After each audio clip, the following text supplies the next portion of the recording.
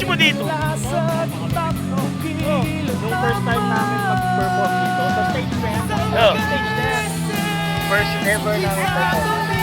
Fresh from the boat. Yeah. Kumbaga, same year na yun, doon lang siya natutong mag-bass. Oo. Ano mo ngayon? Tingnan mo, ganun pa rin. Ganun pa rin. Di nagbago. Pero progression-wise, napakagaling nito. Galing yan. Nothing change. Oo. Anyway. Nagturo sa kanya, tinuturoan niya na rin.